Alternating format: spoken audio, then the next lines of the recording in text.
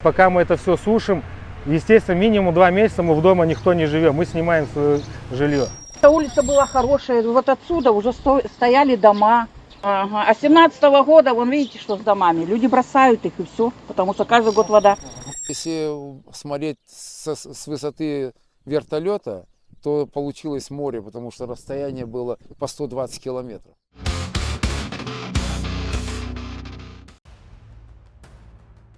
Жители многострадального города Атбасара в Акмолинской области давно свыклись с ежегодными паводками. В результате наводнений топит дома, колоссальные убытки несет экономика, сельское хозяйство района. Повреждается инфраструктура, погибают посевы, ухудшается экологическая ситуация, происходит загрязнение почвы и водоемов. Житель Атбасара Константин Дроздов живет близ реки Жабай. Он рассказывает, что когда-то их огороды находились вблизи берега, но сейчас коварная река из-за того, что многие годы ее не чистили, стала менять русло. В результате его дом находится в центре наводнения. А потом вы сами знаете, что такое вода, что такое сырость. Это отопление надо срезать, заново все надо заштукатурить. Пока мы это все сушим, естественно, минимум 2 месяца мы в дома никто не живем, мы снимаем свое жилье. Государство, да, платит нам хоть какой-то помощь. Горожанин полагает, что коммунальные службы недостаточно комплексно подходят к очистке реки. На водоеме остаются узкие места, островки, кустарники, препятствия, которые задерживают талые воды. Просим вот 3 момента. Расширить речку, почистить экосистему, ну и сделать вот, ну как бы дамбу. Надеюсь, наши власти нас услышат, сделают вывод.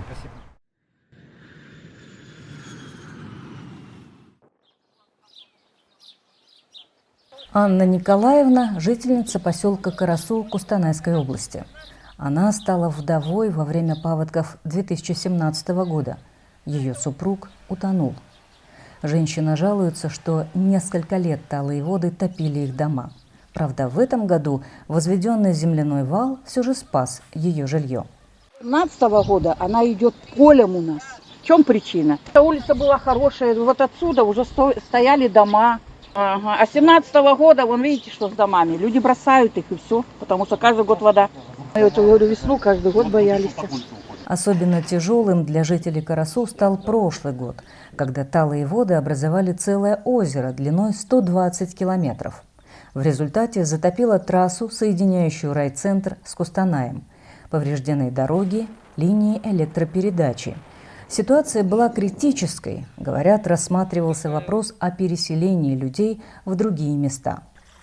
Местные власти первоначально предприняли попытку откачки воды, но желаемого результата это не принесло. В свою очередь, старожилы напомнили, что вода и раньше была в Карасу, но уходила через сеть рек в Россию.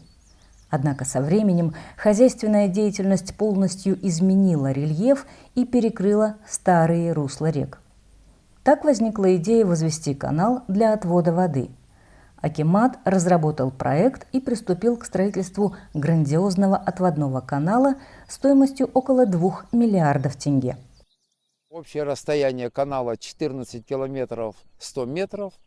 Копали канал со 2 августа по 26 октября. Вода пошла по руслу, вода от поселка отошла.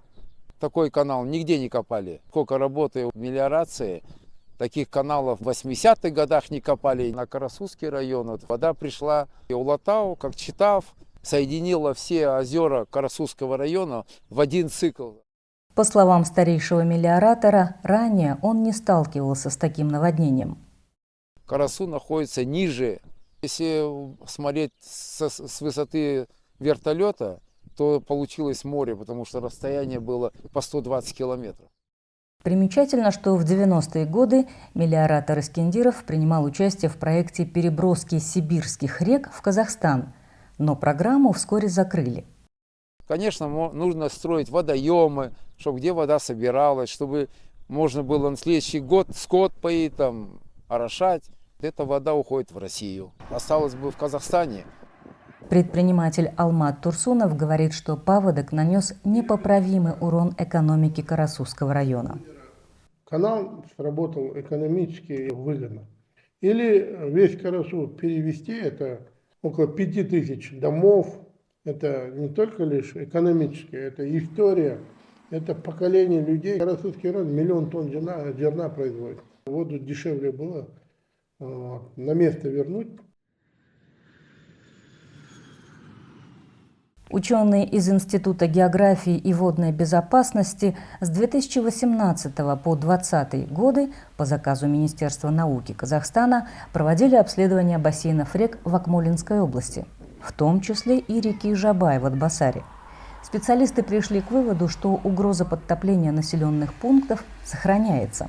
Они также изучили построенный экс-акимом Атбасара Андреем Никишовым земляной вал. Дамба, как инженерное сооружение, слабая. Она насыпная, не укреплена защитными мерами. Хорошо было бы верхний бье, откос, который направлен к реке, его укрепить железобетонными плитами. Но это очень дорого, затратно. Дешевле габионами. Это сетки такие, заполненные камнями небольшого размера. Существенным образом укрепили. Тогда бы не было такой ситуации, как в 2017 году, когда дамба была прорвана в 4 местах, и город пострадал. Тревогу экспертов вызывает нехватка данных наблюдения, что сказывается на оценке паводковой ситуации. В 80-х годах в Казахстане насчитывалось более 500 гидропостов.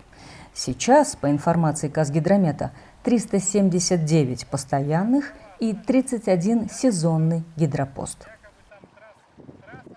Другой фактор – это глобальное потепление. По данным метеостанции Атбасара, наблюдается устойчивое потепление по сравнению с базовым периодом с 1961 по 90 годы.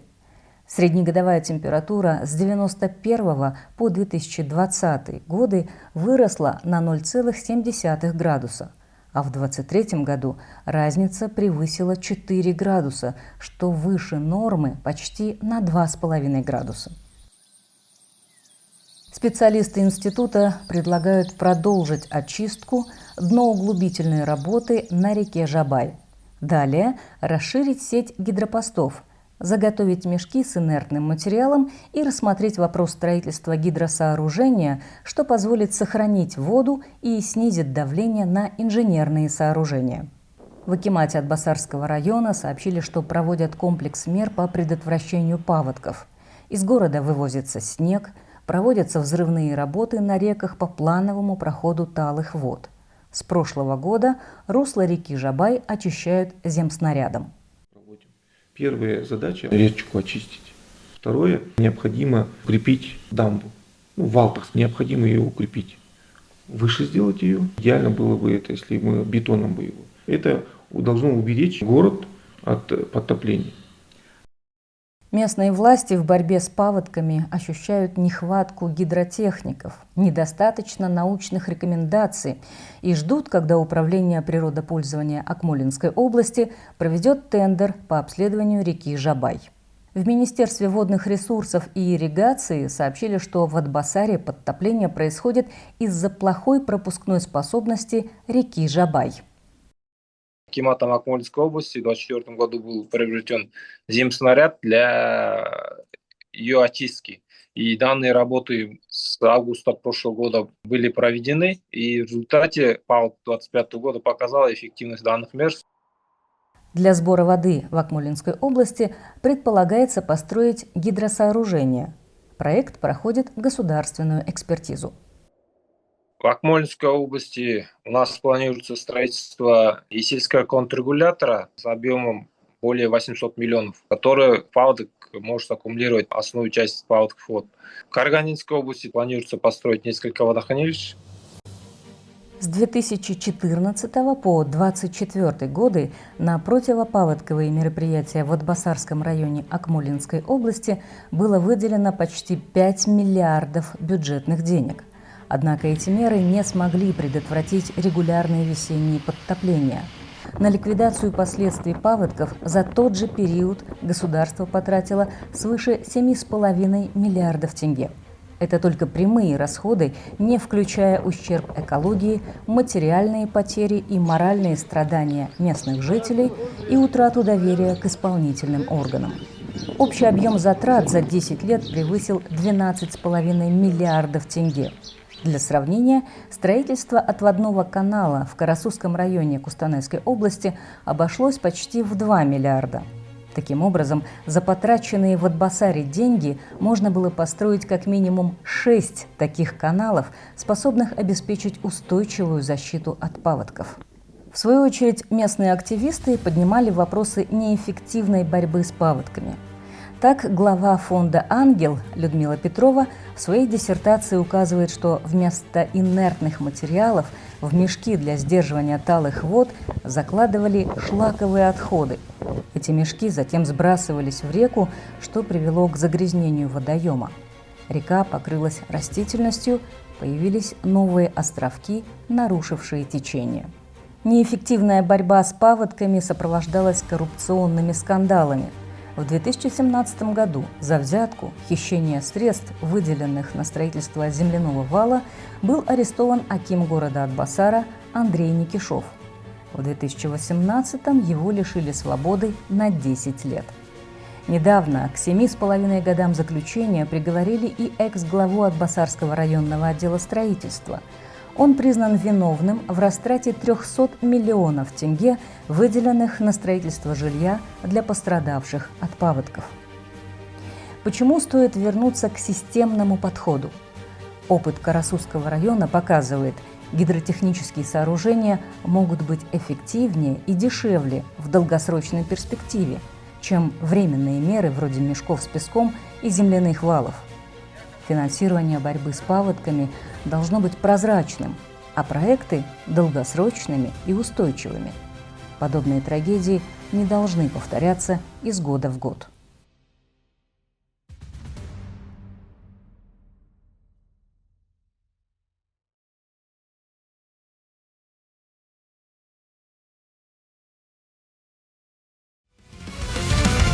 Құрметті көрермен, мемлекеттен тендер, басқа ұйымдардан грант алмайтын тәуелсіз бақ тек өздеріңіздің қолдауларыңызға мұқтаж. Қазақ Таймс арнасына көмектескіңіз келсе, төмендегі нөмірді ұсынамыз.